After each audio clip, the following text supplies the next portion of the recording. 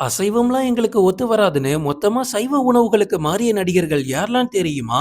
அதுலயும் இவர்லாம் வாந்தி எடுத்துருவாராம். லிஸ்ட்ல நம்ம ஃபர்ஸ்ட் பார்க்க போறதே மாதவன். நடிகர் மாதவன் பல வருஷமாவே சைவ வாழ்க்கையை தான் ஃபாலோ பண்ணிட்டு வராரு. அதுக்கு முக்கிய காரணம் அவர் ஒரு குறிப்பிட்ட சமூகத்தை சேர்ந்தவர். அதனாலேயே சின்ன வயசுல இருந்தே அவர் நான்வெஜ்ஜை முழுக்க முழுக்க அவாய்ட் பண்ணிட்டு முழுக்க முழுக்க வெஜ் மட்டும் தான் சாப்பிட்டிருக்காரு. மாதவனுக்கு இப்ப 50 வயசு தாண்டி போயிட்டு இருக்கு. ஆனா பாக்குறதுக்கு இப்பவுமே செம ஃபிட்டா இருப்பாரு. உடல் ஆரோக்கியத்தை பராமரிக்கிறதுக்கு ரொம்ப ரொம்ப கவனத்தை செலுத்திட்டு வராரு. எப்பவுமே மனுஷன் ஜிம்ல தான் இருப்பாரு போல. தன்னோட உடற்பயிற்சி கூட சைவ உணவை சேர்க்கும் போது தன்னோட இளமையான தோற்றத்தை காப்பாத்த முடியுது அப்படின்னு மாதவனே ஒரு இன்டர்வியூலையும் சொல்லியிருக்காரு. அதிகப்படியா காய்கறி சாலட் தான் சாப்பிடுவாராம். அவகேடோ உணவுகளும், இட்லி, அதுக்கப்புறமா சில தென்னிந்திய சைவ உணவுகள், இதுதான் இவர் அதிகமா எடுத்துக்கிறது.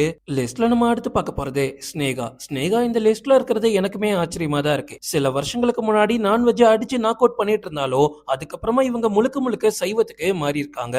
இதுக்கு முக்கிய காரணம் அவங்களோட கல்யாணம் அப்படின்னு கூட சொல்லலாம். கல்யாணத்துக்கு அப்புறமா தன்னோட உணவு பழக்கத்தை ரொம்ப ரொம்ப ஆரோக்கியமா மாத்தணும் அப்படின்னு ஸ்னேகா இந்த முடிவை எடுத்ததா சொல்லப்படுது.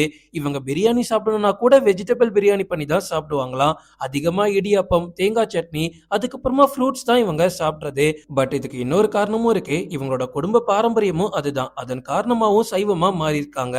2 குழந்தைகளுக்கு அம்மாவாவே இருந்தாலும் ஸ்னேகா இப்பவுமே தன்னோட உடம்ப ரொம்ப கட்டுக்கோப்பா வச்சிருக்காங்க.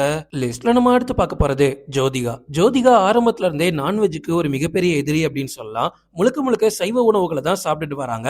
அதுவும் பல வருஷங்களா. ரீசெண்டா கூட ஜோதிகா ஒர்க் அவுட் பண்ணக்கூடிய வீடியோலாம் சோசியல் மீடியால பயங்கர வைரலா போச்சு. அவங்க ஒர்க் அவுட் பண்ணிட்டு அப்படியே டயட்டுக்கு முழுக்க முழுக்க சைவ உணவுகளை தான் எடுத்துக்கிறாங்க. அதுக்கு முக்கிய காரணம் அவங்களோட குடும்பத்தினரும். ஜோதிகாவோட குடும்பத்துல இருக்கக்கூடிய முக்காவாசி பேரும் சைவ உணவுகளை மட்டும்தான் சாப்பிடுவாங்க. இவங்களுக்கு பிடிச்ச உணவுகள் அப்படின்னா காய்கறி சூப், காய்கறி சாலட், சப்பாத்தி, அதிகப்படியான பருப்பு வகைகளை தான் தன்னோட டயட்ல சேர்த்துக்கிறாங்க ஜோதிகா. உடல் நலன் மற்றும் சுற்றுச்சூழல் விழிப்புணர்வு காரணமாகவும் இந்த முடிவை எடுத்ததா ஜோதிகாவே சொல்லியிருக்காங்க. லிஸ்ட்ல நம்ம அடுத்து பார்க்க போறது சாய் பல்லவி. சாய் பல்லவி இன்னைக்கு இந்தியா முழுக்க ஃபேமஸ். இந்தியாவிலேயே சென்சேஷனலான நடிகையா மாறிட்டு வராங்க. நடிகை சாய் பல்லவிக்கு உடம்பை எப்படி பார்த்துக்கணும் அப்படின்னு நம்ம சொல்லி தர வேண்டிய அவசியமே இல்லை. ஏன்னா அவங்களே ஒரு டாக்டர் தான். சாய் பல்லவி இயற்கையான வாழ்க்கை முறைக்கு ரொம்ப ரொம்ப ஃபேமஸ் ஆனவங்க அப்படின்னு சொல்லலாம். அதுக்கு காரணம் அவங்க கொடுத்த இன்டர்வியூ தான். அதுல அவங்க என்ன சொல்லியிருந்தாங்க அப்படின்னா, வீட்டுல செய்யக்கூடிய சைவ உணவுகளை தான் அதிகமா சாப்பிடுவாங்களாம். அதுல கீரை வகைகள் அதிகமா இருக்கும், பழங்கள் அதிகமா இருக்கும், சில தென்னிந்திய உணவுகளும் அதிகமா இருக்கும். இதுதான் அவங்க ரொம்ப விரும்பி சாப்பிட்றதா சொல்லியிருக்காங்க. ஆரோக்கியம் மற்றும் இயற்கை வாழ்க்கை மேல அவங்களுக்கு அப்படி ஒரு நம்பிக்கை இருக்கிறதுனால தான் இந்த சைவ வாழ்க்கையை ஃபாலோ பண்றதாவும் சொல்லியிருக்காங்க. இது தவிர அவங்களோட குடும்பமும் அதுதான் ஃபாலோ பண்றாங்க. அதனால அப்படியே வளர்ந்திருக்காங்க.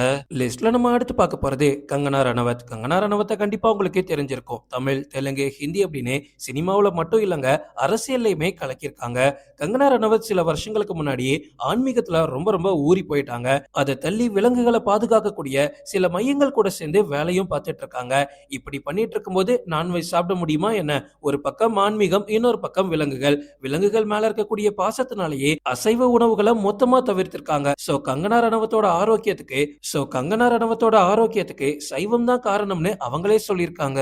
லிஸ்ட்ல நம்ம அடுத்து பார்க்க போறது ரஜினிகாந்த். ரஜினியை பத்தி நமக்கு நல்லாவே தெரியும். ஒரு காலத்துல அவர் அடிக்காத சரக்கும் இல்ல, அவர் பிடிக்காத தம்மும் இல்ல, அதே மாதிரி அவர் சாப்பிடாத நான்வெஜ்ஜும் கிடையாது.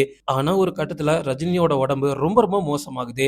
2012ல ரஜினி எந்த அளவுக்கு பாதிக்கப்பட்டாருன்னு எல்லாருக்குமே தெரியும். அதனால கைவசம் இருந்த சில பட வாய்ப்புகளும் தவறி போச்சு. அதுக்கப்புறமா தான் ரஜினிகாந்த் முழுக்க முழுக்க ஆன்மீகத்துல ஈடுபட்டாரு. அதனால குடிப்பழக்கத்தையும் விட்டாரு. ரீசெண்டா கூட ஒரு மேடையில ஈவினிங் 7 மணிக்கு மேல எதுவுமே சாப்பிட மாட்டேன்னு சொல்லியிருந்தாரு. அதனாலேயே தன்னோட டயட்டை முழுக்க முழுக்க சைவத்துக்கும் மாத்திருக்காரு. ராகி கூழ், இட்லி, சாதாரண சாம்பார் சாதம், காய்கறி சூப், இதுதான் இப்ப அவர் அதிகமா சாப்பிடுறது. வயசு போக போக ஆரோக்கியத்தை பாதுகாக்கணும் அப்படின்றதுனாலயே சைவத்துக்கு மாறினதா சொல்லியிருக்காரு. ஓகே ஃப்ரெண்ட்ஸ், இதோட நான் இந்த வீடியோ முடிச்சுக்கிறேன். இன்னொரு இன்ட்ரெஸ்டிங்கான வீடியோல நம்ம சந்திக்கலாம். Stay tuned.